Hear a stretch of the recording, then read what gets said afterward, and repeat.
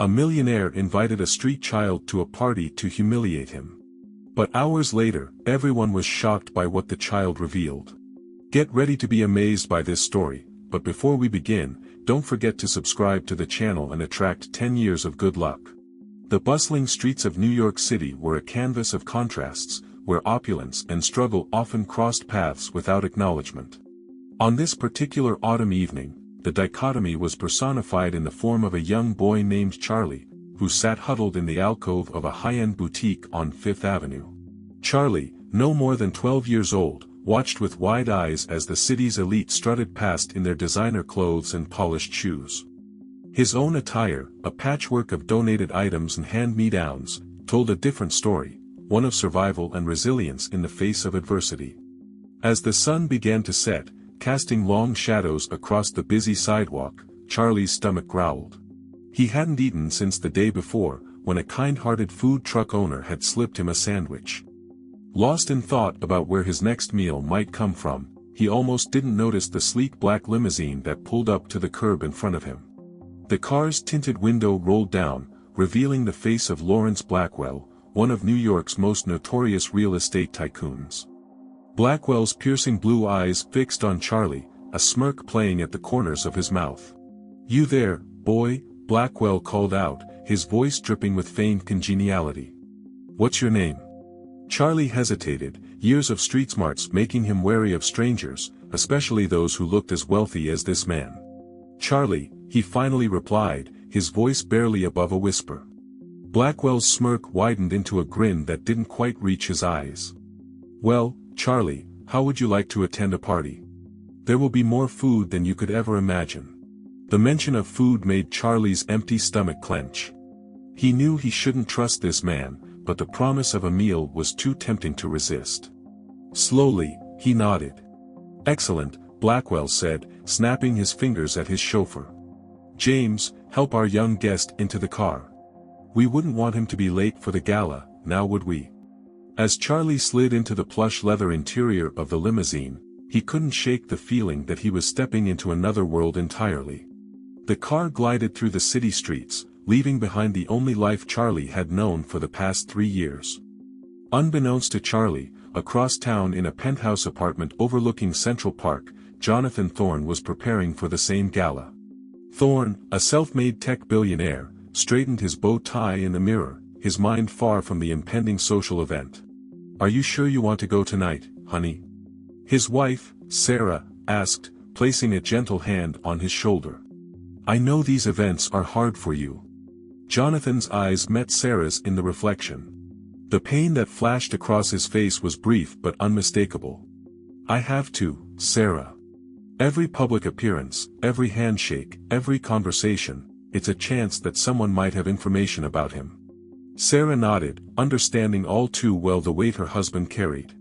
Their son, Michael, had disappeared without a trace during a family vacation in Europe 7 years ago. Despite exhaustive searches and a substantial reward, they had found no leads. "I just can't help but think," Jonathan continued, his voice thick with emotion, "that if we'd never taken that trip, if I hadn't been so focused on expanding the business overseas." "Stop," Sarah said firmly, turning him to face her. "We've been through this. It wasn't your fault. We'll find him, Jonathan. We have to believe that." Jonathan pulled his wife into a tight embrace, drawing strength from her unwavering hope.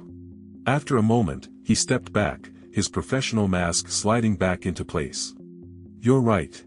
Let's get this over with." As the Thornes made their way to their waiting car, neither could have imagined the profound way their lives were about to change. Back in Blackwell's limousine, Charlie was lost in a world of luxury he had never known existed. His fingers tentatively explored the soft leather seats, while his eyes darted from the minibar to the TV screen and back again. "First time in a limo, eh?" Blackwell's voice cut through Charlie's wonder. The boy nodded, not trusting himself to speak. "Well, my boy, you're in for quite a night. The creme de la creme of New York society will be at this gala. It's not often they get to meet someone like, well, someone like you." There was something in Blackwell's tone that made Charlie uneasy, but he pushed the feeling aside. Whatever this man's intentions, Charlie reasoned, it couldn't be worse than another night on the streets. As the limousine wound its way through the city, the buildings grew taller and more imposing. Finally, they pulled up in front of a grand hotel, its facade lit up like a beacon in the night. Charlie's heart raced as James opened the door, ushering him out onto a red carpet. Cameras flashed, momentarily blinding Charlie. He blinked rapidly, trying to make sense of the chaos around him. Blackwell's hand landed heavily on his shoulder, steering him towards the entrance. "Smile, boy," Blackwell whispered, his grip tightening. "You're about to become the talk of the town." As they stepped into the dazzling lobby, Charlie couldn't shake the feeling that he was walking into something much bigger than a simple party. Little did he know, this night would be the catalyst for a chain of events that would change not only his life but the lives of everyone in attendance. The grand ballroom doors loomed ahead, promising an evening of opulence, intrigue, and unexpected revelations. Charlie took a deep breath, steeling himself for whatever lay beyond. The stage was set, the players were in position, and the drama was about to unfold. The ballroom was a symphony of crystal chandeliers, flowing champagne, and the gentle murmur of New York's elite. As Charlie stepped through the ornate doors, his senses were overwhelmed. The scent of expensive perfumes mingled with the aroma of gourmet hors d'oeuvres, while the soft strains of a string quartet floated through the air. Blackwell's hand remained firmly on Charlie's shoulder, guiding him through the crowd. Heads turned as they passed, curious eyes taking in the odd pair, the impeccably dressed businessman and the disheveled boy in tattered clothes. "Ladies and gentlemen," Blackwell announced, his voice carrying across the room. "I'd like you all to meet my special guest for the evening. This is Charlie, straight from the streets of our fair city." A hush fell over the gathering. Charlie felt his cheeks burn as dozens of eyes scrutinized him. Some faces showed pity, others disgust, and a few, to Charlie's discomfort, seemed amused, as if he were some sort of entertaining spectacle. "Come now," Blackwell continued, his tone dripping with false benevolence. "Let's show Charlie how we treat our guests, shall we? Perhaps someone would like to teach him how to use a salad fork." Titters of laughter rippled through the crowd. Charlie's embarrassment gave way to a sinking feeling in his stomach. He realized, with growing dread, that he wasn't here as a guest, but as the butt of a cruel joke. Across the room, Jonathan Thorne watched the scene unfold with a frown. He leaned towards his wife, whispering, "Sarah, do you see this? What kind of game is Blackwell playing?" Sarah's eyes were fixed on Charlie, a mix of concern and something else, something almost like recognition, in her gaze. "That poor boy," she murmured. "We should do something, Jonathan." Before Jonathan could respond, Blackwell's voice rang out again. "Charlie, my boy, why don't you tell these fine people about yourself? I'm sure they'd love to hear about your accommodations." Charlie stood frozen, his mouth dry, unable to form words. The room seemed to spin around him, faces blurring into a sea of judgment and mockery. Just as he thought he might faint, a firm but gentle hand grasped his arm. "I think that's quite enough, Lawrence," Jonathan Thorne's voice cut through the tension like a knife. "This boy is clearly uncomfortable. Perhaps we could offer him some food instead of treating him like a sideshow attraction." Blackwell's smirk faltered for a moment before he recovered. "Ah, Thorne, always the humanitarian. Very well, let's get the boy something to eat. We wouldn't want him to go hungry, would we?" As Jonathan led Charlie towards the buffet table, Sarah followed close behind. Charlie's eyes widened at the array of foods before him, many of which he couldn't even name. Jonathan handed him a plate, encouraging him to take whatever he liked. "Don't mind Blackwell," Jonathan said softly as Charlie hesitantly filled his plate. "Some people forget their humanity in pursuit of wealth and status." Charlie nodded, too overwhelmed to speak. As he took his first bite of food, a delicate canopy that practically melted in his mouth, he caught Sarah staring at him intently. "I'm sorry," she said, noticing his discomfort. "It's just, you remind me of someone. Our son, Michael. He'd be about your age now." Charlie swallowed hard, unsure how to respond. "I'm sorry about your son," he managed to say. Jonathan's expression softened. "Thank you, Charlie. It's been 7 years, but we've never stopped looking for him." As Charlie continued to eat, the Thorns engaged him in gentle conversation. They asked about his life on the streets, but unlike Blackwell, their questions were motivated by genuine concern rather than malice. Charlie found himself opening up, sharing bits and pieces of his story, how he'd run away from an abusive foster home 3 years ago, how he'd learned to survive on the unforgiving streets of New York. Across the room, Blackwell watched the interaction with growing irritation. This wasn't how the evening was supposed to go. The boy was meant to be a source of entertainment, not the object of the Thorns' misplaced parental affections. As the night wore on, Charlie began to relax in the company of Jonathan and Sarah. For the first time in years, he felt safe, cared for. The Thorns introduced him to other guests, not as a curiosity, but as a person worthy of respect. However, the peace was short-lived. Blackwell, fueled by too much champagne and wounded pride, decided to reclaim control of his entertainment. "Ladies and gentlemen," he called out, clinking his glass for attention. "I hope you've all had a chance to meet our special guest. Now, I think it's time for Charlie to earn his keep. How about a little performance? Perhaps a dance? Or maybe he could regale us with tales of his adventures on the mean streets." The room fell silent. Charlie felt the weight of expectation pressing down on him once again. But before he could react, Sarah Thorne stepped forward, her eyes blazing with anger. "That's enough, Lawrence," she said, her voice trembling with barely contained fury. "This boy is not here for your amusement. He's a child who deserves kindness and respect, not ridicule." Blackwell's face darkened. "Now, Sarah, don't be so sensitive. It's all in good fun." "Fun?" Jonathan interrupted, moving to stand beside his wife. "Humiliating a child is your idea of fun? I think it's time for us to leave. Charlie, would you like to come with us?" Charlie nodded emphatically, relief washing over him. As the Thorns led him towards the exit, murmurs rippled through the crowd. Some guests looked ashamed, others intrigued by the drama unfolding before them. Blackwell, realizing he was losing control of the situation, made one last desperate attempt to salvage his evening. "Oh, come now, Thorne. Don't tell me you're going to adopt every stray that crosses your path. Still trying to replace your lost son?" The words hung in the air like a physical blow. Jonathan's face paled, his fists clenching at his sides. For a moment, it seemed he might lash out at Blackwell. Instead, he took a deep breath and turned to Charlie. "Let's go," he said softly. "You don't need to stay here another moment." As they walked out of the ballroom, leaving behind the shocked silence of the gala, none of them could have anticipated the revelations that awaited them. The night's events had set in motion a chain of discoveries that would change all of their lives forever. Outside, the cool night air was a welcome relief after the stifling atmosphere of the ballroom. As they waited for the valet to bring their car, Sarah knelt down to Charlie's level, her eyes searching his face.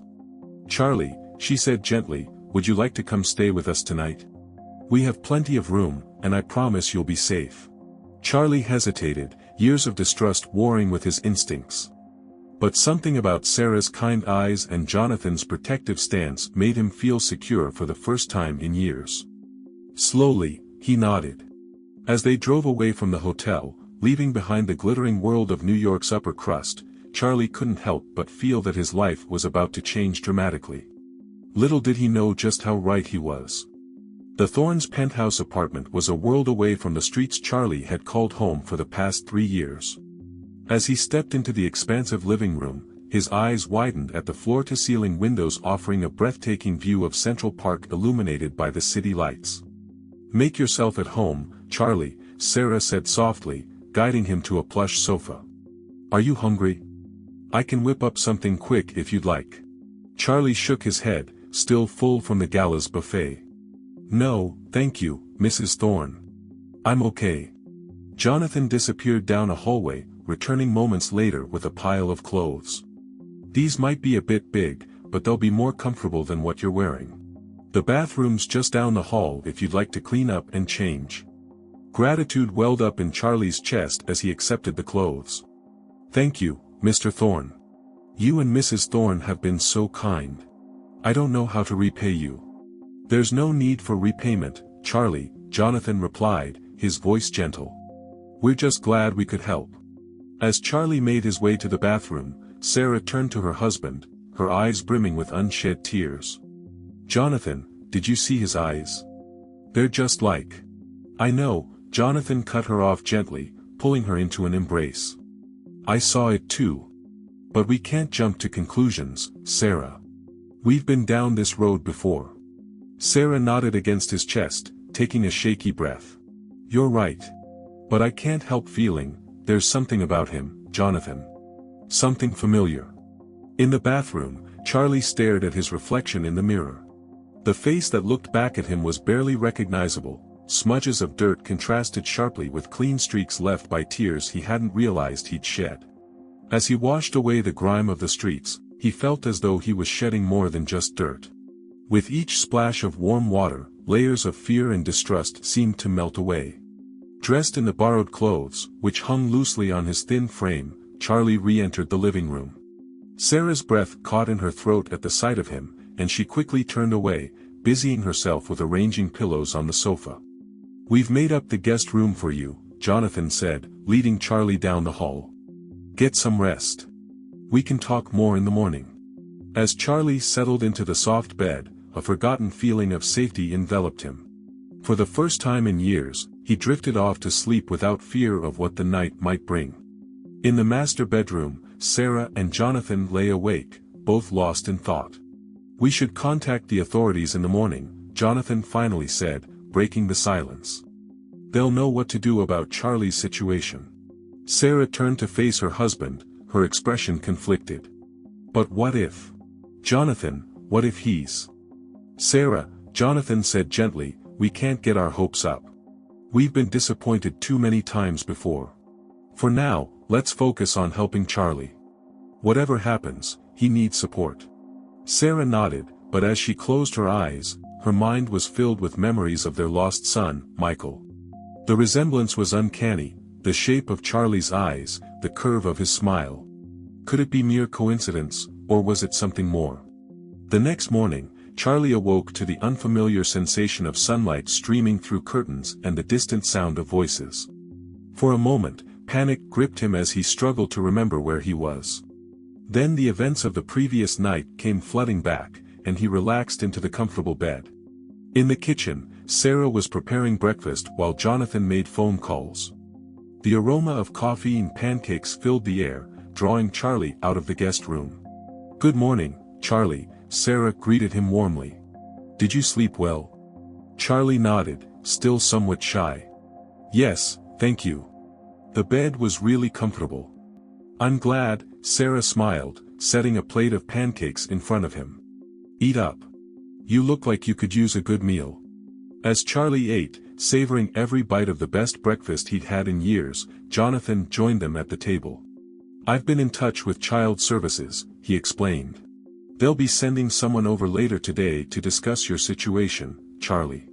Charlie's fork clattered to his plate, fear etched across his face.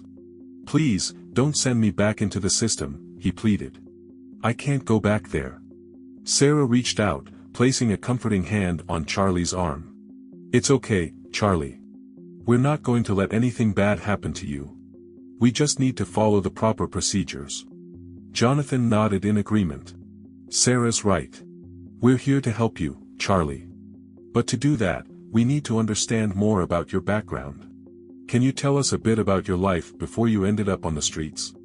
Charlie hesitated, pushing his food around his plate. After a moment, he began to speak, his voice barely above a whisper. "I don't remember much about my early childhood. My earliest clear memories are of the foster system. I was bounced around a lot, never staying in one place for long." As Charlie recounted his experiences, Sarah and Jonathan exchanged glances. The timeline Charlie described aligned eerily with their son's disappearance. "Charlie," Sarah said gently, "do you remember anything about your birth parents?" Charlie shook his head.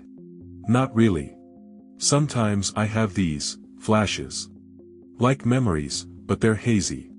A woman's laugh, a man's strong hands lifting me up. But I don't know if they're real memories or just things I've made up." Jonathan leaned forward, his heart racing. "Charlie, this might seem like an odd question, but do you have any birthmarks or identifying features? Charlie looked puzzled but nodded. Yeah, I have a small crescent-shaped birthmark on my right shoulder. Why do you ask? Sarah gasped, her hand flying to her mouth. Jonathan's face paled. Their son, Michael, had an identical birthmark. Charlie, Jonathan said, his voice trembling slightly, there's something we need to tell you. And then, if it's okay with you, we'd like to run a DNA test. As Jonathan and Sarah began to explain their suspicions, the atmosphere in the room grew thick with tension and hope. Charlie listened, his mind reeling with the possibility that his life was about to change in ways he never could have imagined. Outside the penthouse windows, New York City continued its relentless pace, unaware of the profound revelations unfolding within. As the Thorns shared their story of loss and endless searching, the pieces of a long fragmented puzzle began to fall into place. The day stretched ahead, promising answers to questions long thought lost to time. For Charlie, Jonathan, and Sarah, it was the dawn of a new chapter, one filled with the potential for healing, reunion, and the rekindling of a family torn apart by circumstance. The following days were a whirlwind of activity for Charlie and the Thorns. The apartment became a hub of constant movement, with social workers, lawyers, and medical professionals coming and going. Through it all, Charlie felt as if he were walking in a dream, the possibility of having found his real family both thrilling and terrifying. The DNA test was conducted with urgency, the results promising to either confirm their hopes or dash them entirely. As they waited, Sarah and Jonathan did their best to make Charlie feel at home, while also tempering their own expectations. Remember, Jonathan would say each night as they went to bed, no matter what the results say, we're here for Charlie now. He needs us, regardless of biology. Sarah would nod, but the hope shining in her eyes was unmistakable. She found herself studying Charlie's features, noting every similarity to the son they had lost. The way he furrowed his brow when concentrating, the lopsided smile that appeared when he was truly happy, all eerily familiar. For Charlie, the days were filled with a mix of anxiety and wonder. He found himself opening up more to the Thorns, sharing stories of his life on the streets, the hardships he'd faced, but also the small kindnesses he'd encountered along the way. There was this one lady, he told them over dinner one evening, who ran a little bakery. She'd always slip me a day-old muffin when I passed by. Said I reminded her of her grandson. Sarah reached out and squeezed his hand, her eyes glistening. Oh, Charlie. I'm so sorry you had to go through all that. But I'm also amazed at how strong you are. Charlie shrugged, uncomfortable with the praise.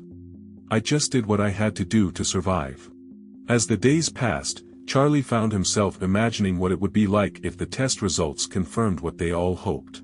To have a real family, a home, parents who cared about him, it seemed too good to be true. Yet, a small part of him feared disappointment. What if the results were negative? Would the Thorns send him away? Finally, after what felt like an eternity, the day arrived when they would receive the test results. The tension in the apartment was palpable as they waited for Dr. Elena Rodriguez, the geneticist overseeing the case, to arrive. When the doorbell rang, all three of them jumped. Jonathan answered the door, ushering Dr. Rodriguez into the living room where Charlie and Sarah waited anxiously. Good afternoon, Dr. Rodriguez said, her face neutral as she took a seat. I have the results of the DNA test here. Charlie felt his heart pounding in his chest. He looked at Sarah and Jonathan, seeing his own mix of hope and fear reflected in their faces. Dr. Rodriguez opened the folder she was carrying, her eyes scanning the document inside. The room was so quiet Charlie could hear his own rapid breathing.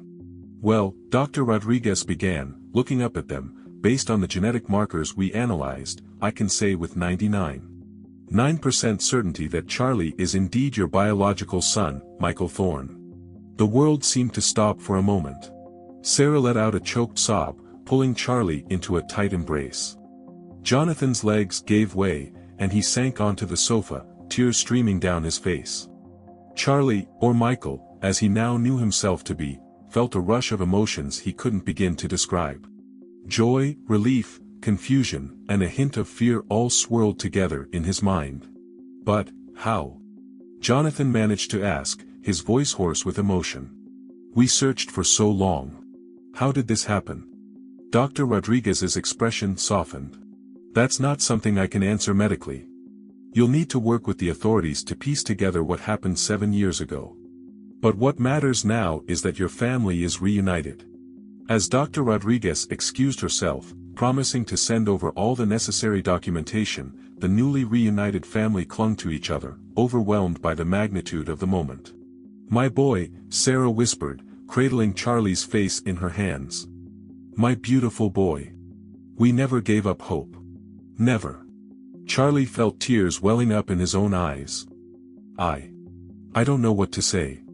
I've dreamed of having a family for so long, but I never thought. Jonathan wrapped his arms around both of them. "It's okay, son. We have all the time in the world now to get to know each other again." As the initial shock began to wear off, practical considerations started to surface. There would be legal processes to navigate, paperwork to file, and Charlie's, or rather, Michael's, official identity to restore. But more than that, there was the emotional journey ahead. Charlie had spent years on the streets, fending for himself. The transition to being part of a family, to being cared for and loved, would not be without its challenges. "We'll take it one day at a time," Jonathan assured him, sensing his apprehension. "There's no rush. We're just happy to have you back." Sarah nodded in agreement. "And we have so much to learn about you, Michael. Or do you prefer Charlie?" Charlie thought for a moment. "I think I'd like to be Michael again. But maybe Charlie can be my middle name. To remember the part of me that survived all those years." "Michael Charlie Thorne," Jonathan said, testing it out. "I think that sounds perfect." As the day wore on, the reality of their situation began to sink in. There were phone calls to make, friends and family to inform. But for now, they were content to simply be together, marveling at the miracle that had brought them back together. That night, as Michael lay in bed, no longer the guest room, but his room, he reflected on the incredible turn his life had taken. From the streets to a penthouse, from a lonely orphan to a cherished son, it was almost too much to comprehend.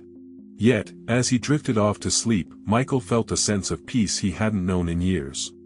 Whatever challenges lay ahead, he would face them with the love and support of his family, a family he had never stopped longing for, even when he couldn't remember them.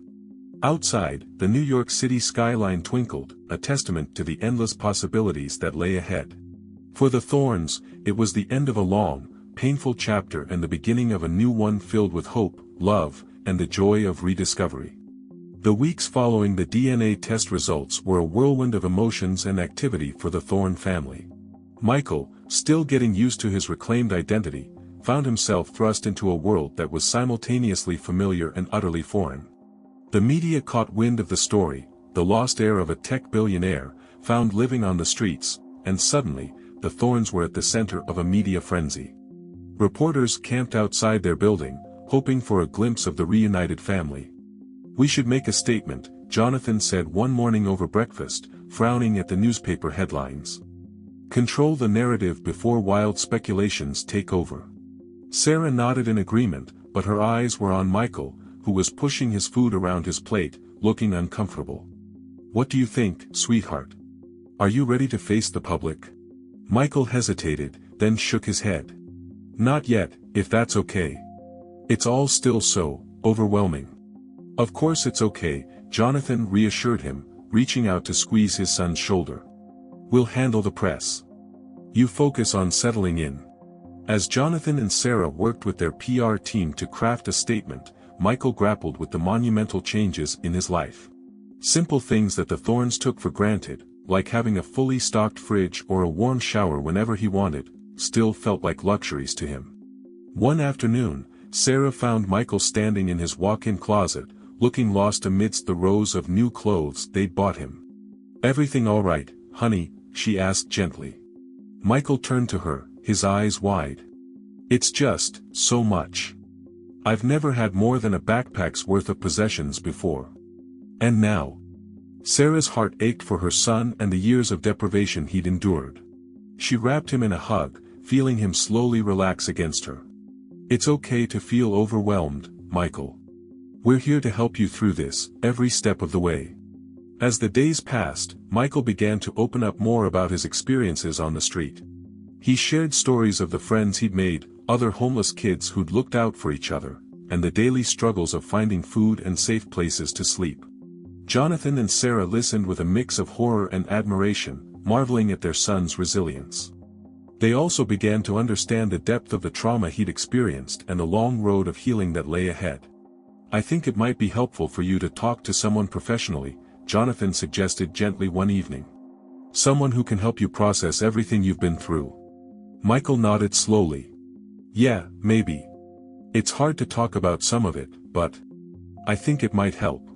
As Michael began therapy sessions, the Thorns also started the process of reintegrating him into society. There were years of education to catch up on, social skills to develop, and legal matters to address. They hired tutors to assess Michael's academic level and begin filling in the gaps in his education.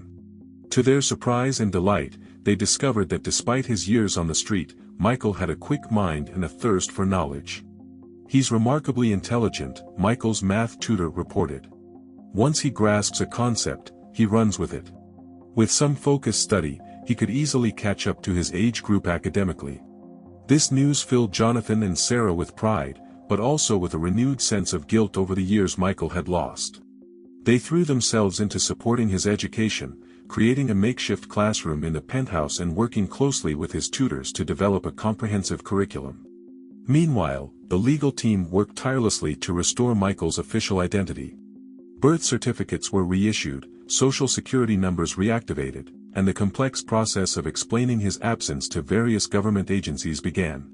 Through it all, Michael found himself oscillating between excitement for his new life and a deep-seated fear that it would all disappear. Some nights, he would wake in a panic, convinced he was back on the streets and that the warmth and safety of the Thorn home had been just a dream. On one such night, Sarah heard his muffled cries and rushed to his room. She found Michael huddled in the corner, his eyes wide with fear. "Shoo, it's okay," she soothed, approaching him slowly. "You're safe, Michael. You're home." As reality slowly seeped back in, Michael allowed his mother to guide him back to bed. "I'm sorry," he whispered, embarrassed. "Don't be sorry," Sarah said firmly. "You have nothing to be sorry for. We're going to get through this together, okay?" As Michael drifted back to sleep, Sarah remained by his side, her heart breaking for the trauma her son had endured. She made a silent vow to do whatever it took to help him heal and thrive. The next morning, over a family breakfast, Jonathan made an announcement. "I've been thinking," he began, looking at Michael and Sarah. "Our lives have changed dramatically, and I think it's time for a change of pace. How would you both feel about taking some time away from the city? Maybe a few months at our lake house upstate?" Sarah's eyes lit up at the idea. "That sounds wonderful. It would give us all a chance to reconnect away from the spotlight." They both turned to Michael, who looked thoughtful.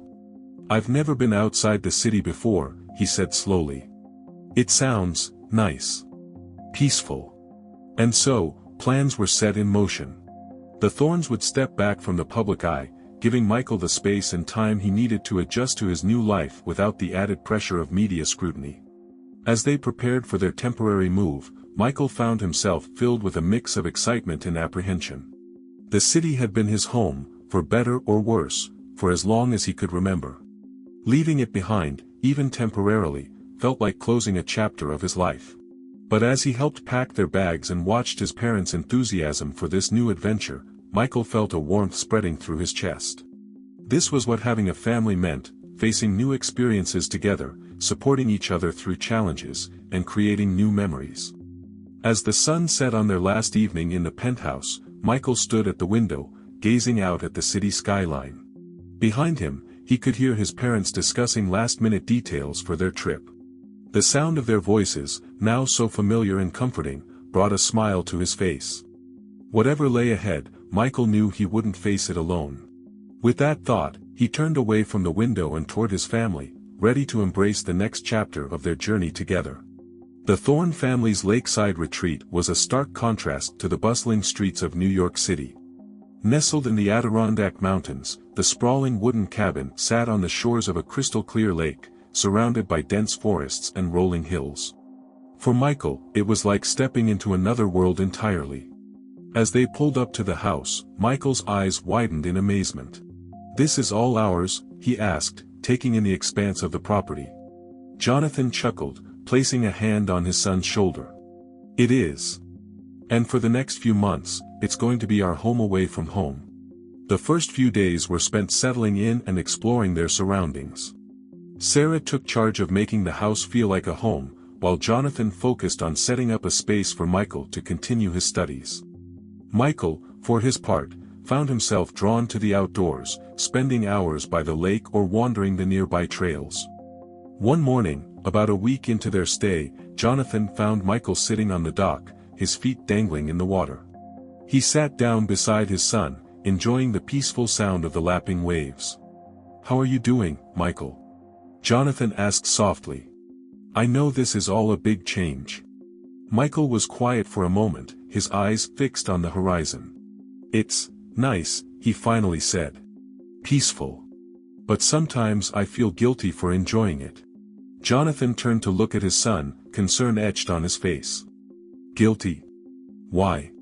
"Because," Michael hesitated, "there are still so many kids out there on the streets. Kids like I was. And here I am, in this beautiful place, with everything I could ever need." Jonathan nodded, understanding dawning on his face. "I see. You know, Michael, it's okay to enjoy the good things in your life. It doesn't mean you've forgotten about others who are struggling." Michael looked at his father, a mix of emotions playing across his face. "I just wish I could do something to help them." A smile spread across Jonathan's face. "Maybe you can. Why don't we talk about it over breakfast? I think your mother and I might have an idea." Over a hearty breakfast of pancakes and fresh berries, the Thorns discussed Michael's desire to help other street kids. Sarah and Jonathan had been considering starting a foundation to help underprivileged youth, and Michael's passion ignited their plans. "What if," Sarah suggested, her eyes shining with excitement, "we created a foundation that not only provides immediate help like food and shelter but also focuses on education and job training?" Michael nodded enthusiastically. "And maybe we could have a mentorship program too. I know how much it would have meant to me to have someone to look up to when I was on the streets." Jonathan beamed with pride at his son's suggestions. "Those are excellent ideas. We could start small, maybe here in the local community, and then expand to the city once we've got a solid framework in place." As the weeks passed, the Thorns threw themselves into planning their new foundation. Michael's first-hand experience proved invaluable, providing insights that Sarah and Jonathan would never have considered on their own. Between planning sessions, Michael continued with his studies, making remarkable progress under the guidance of his online tutors. The peaceful environment of the lake house seemed to fuel his concentration, and he found himself devouring books on various subjects with an insatiable curiosity. Sarah watched her son's transformation with a mixture of joy and amazement. The scared, withdrawn boy they had first brought home was blossoming into a confident, compassionate young man. Yet, there were still moments when the trauma of his past surfaced. One stormy night, a particularly loud clap of thunder sent Michael into a panic attack. Sarah found him huddled in his closet, shaking uncontrollably. "It's okay, sweetheart," she soothed, wrapping him in a warm embrace. "You're safe here. The storm can't hurt you." As Michael's breathing slowly returned to normal, he looked up at his mother with tear-filled eyes. "I used to hate storms when I was on the streets," he confessed. "They were so loud, and I never felt safe." Sarah's heart ached for her son and the hardships he had endured. "You're safe now, Michael. Dad and I will always protect you." The next day, Jonathan suggested they build a treehouse together, a project that would not only serve as a bonding experience but also give Michael a sense of creating his own safe space. Michael threw himself into the project with enthusiasm, and soon a cozy treehouse stood tall among the pines, overlooking the lake. As summer turned to fall, the lakeside paradise was painted in brilliant hues of red, orange, and gold. The Thorns found themselves settling into a comfortable routine, balancing work on the foundation with family activities and Michael's continued education. One crisp autumn afternoon, as they sat around a campfire roasting marshmallows, Jonathan turned to his son with a serious expression. "Michael, your mother and I have been talking, and we think it's time to consider your future education." Michael looked up, curiosity piqued. "What do you mean?" Sarah smiled encouragingly. "Well, you've made incredible progress with your studies. We think you might be ready to think about attending a real school soon. Maybe not immediately, but perhaps by next fall." Michael's eyes widened, a mix of excitement and apprehension crossing his face. "A real school? With other kids my age?" Jonathan nodded. "Only if you feel ready, of course. We could start with a small, private school where you'd get plenty of individual attention. What do you think?" Michael was quiet for a moment, poking at the fire with a stick. Finally, he looked up at his parents, a determined glint in his eye. "I think I'd like to try. It's scary, but I want to do it." Sarah and Jonathan exchanged proud glances. Their son had come so far, and his courage continued to amaze them. As the fire crackled and the stars began to twinkle overhead, the Thorns sat together, talking and laughing, making plans for the future. The foundation, Michael's education, their eventual return to the city, all of it seemed full of promise and possibility. Michael leaned back, looking up at the star-filled sky. For the first time in years, he felt truly at peace. He had a family, a home, and a purpose. Whatever challenges lay ahead, he knew he wouldn't face them alone. As the evening wore on and the fire burned low, the Thorns made their way back to the house, their hearts full of love and hope for the future. The lake house, once just a vacation spot, had become a place of healing and new beginnings, a launching pad for the next chapter in their extraordinary journey together. The crisp autumn air gave way to winter's chill, and before the Thorns knew it, spring was blooming around their lakeside retreat. The time had come for their return to New York City, bringing with them not only renewed spirits but also concrete plans for their foundation. As their car wound its way through the familiar streets of Manhattan, Michael felt a mixture of anxiety and excitement. The city that had once been his harsh home now held new promise and purpose. "Are you okay, sweetheart?" Sarah asked, noticing Michael's tense posture. He nodded, offering a small smile. "Just a bit nervous. It feels different coming back." Jonathan squeezed his son's shoulder reassuringly. "Remember, we're in this together. Our home is wherever we are as a family." Their penthouse, once a symbol of Jonathan and Sarah's success, had been transformed in their absence. A room had been converted into an office for the nascent Thorn Foundation, while Michael's bedroom now reflected his growing interests and personality. The following weeks were a whirlwind of activity. Jonathan and Sarah threw themselves into setting up the foundation, working with lawyers, social workers, and education specialists to create a comprehensive program for helping street children. Michael, true to his word, began preparations for school. He worked with a private tutor to ensure he was ready for the academic challenges ahead, while also attending therapy sessions to help him navigate the social aspects of school life. One afternoon, as Michael pored over a history textbook, Sarah entered his room with a nervous smile. "Michael, honey, there's someone here to see you." Michael looked up, curious. "Who is it?" Sarah stepped aside, revealing a familiar face, Lawrence Blackwell, the man who had brought Michael to the fateful gala months ago. The once proud millionaire now looked haggard and defeated. "Hello, Michael," Blackwell said softly, his voice lacking its former arrogance. I came to apologize." Michael stared at him, a tumult of emotions swirling in his chest. Blackwell continued, "I've lost everything. My business, my reputation, my friends. It made me realize how cruel I'd been, how I'd treated people like objects for my amusement." There was a tense silence before Michael spoke. "What you did was wrong," he said firmly. "But I forgive you." Blackwell's eyes widened in surprise. "You do? But why?" Michael stood, his posture straight and confident. "Because holding on to anger won't help anyone. And because now I have the chance to help others like me, to make sure they don't suffer the way I did." Moved by Michael's maturity and compassion, Blackwell made an unexpected offer. "I don't have much left, but I'd like to contribute to your foundation. Perhaps I could volunteer my time." Jonathan and Sarah, who had been watching silently, exchanged glances. It was Michael's decision to make. After a moment's thought, Michael nodded. Everyone deserves a second chance. Maybe you can help us reach out to other wealthy people who might support our cause. As Blackwell left, visibly humbled and grateful, the Thorns embraced. This moment of forgiveness and redemption reinforced their belief in the power of compassion and the importance of their mission. The summer flew by in a flurry of preparation. The Thorn Foundation officially launched with a gala event that drew attention from media and philanthropists alike. Michael, standing proudly beside his parents, shared his story, moving many to tears and inspiring generous donations. As fall approached, bringing with it the start of the school year, Michael faced his biggest challenge yet.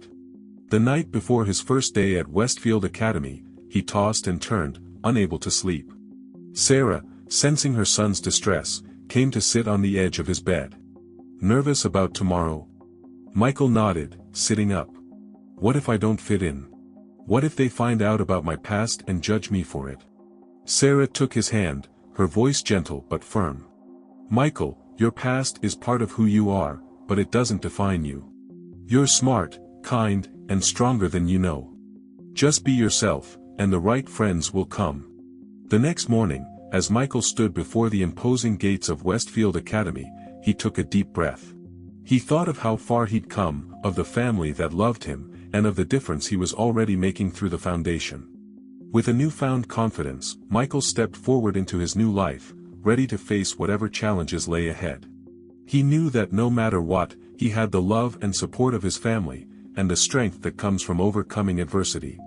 As the school doors closed behind him, Michael felt not fear, but hope. Hope for his future, for the kids the foundation would help, and for the positive change he could bring to the world. His journey from the streets to the classroom was just the beginning of an extraordinary life dedicated to making a difference. 5 years had passed since Michael's first day at Westfield Academy.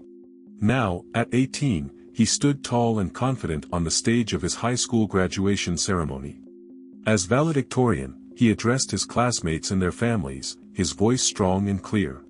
Our paths to this moment have all been different, Michael began, his eyes scanning the crowd. Some of us were born into privilege, others had to fight for every opportunity. But today, we stand united in our accomplishment and in our potential to change the world. In the audience, Jonathan and Sarah beamed with pride. Beside them sat Lawrence Blackwell, now a dedicated volunteer at the Thorn Foundation. The foundation had grown beyond their wildest dreams, helping hundreds of street children find homes, education, and hope. After the ceremony, as families and friends mingled, a small group approached Michael. They were teenagers, their clothes a bit worn, their eyes a mix of admiration and nervousness. "You're Michael Thorn, right?" one of them asked. We're from the Foundation's program. We wanted to thank you. You've given us a chance we never thought we'd have. Michael's heart swelled with emotion. He remembered all too well the fear and loneliness of life on the streets. "You don't need to thank me," he said softly. "Just promise me you'll make the most of this opportunity, and when you can, pay it forward." Later that evening, as the Thorns celebrated at home, Michael found a quiet moment with his parents on the balcony overlooking the city. "I've been thinking," he said, his voice thoughtful, "about college, and the foundation, and the future." Sarah and Jonathan exchanged glances. "What's on your mind, son?" Jonathan asked. Michael took a deep breath. "I want to expand the foundation's reach. Not just here in New York, but across the country, maybe even internationally. And I want to study social work and business, so I can be better equipped to run it someday." His parents' eyes filled with tears of joy and pride. "Michael," Sarah said, pulling him into a hug, "you continue to amaze us every day." As the sun set over the New York skyline, Michael reflected on his journey. From a lost child on the streets to a young man with purpose, he had come full circle. But this wasn't an ending, it was a new beginning. With his family's love and the determination born from his experiences, Michael was ready to face the future and make a difference in the world, one life at a time. The city lights twinkled below, a reminder of both the challenges and the opportunities that lay ahead. Michael smiled, filled with hope and gratitude. He was no longer a child of the streets, but a beacon of hope for those still finding their way. And he was just getting started.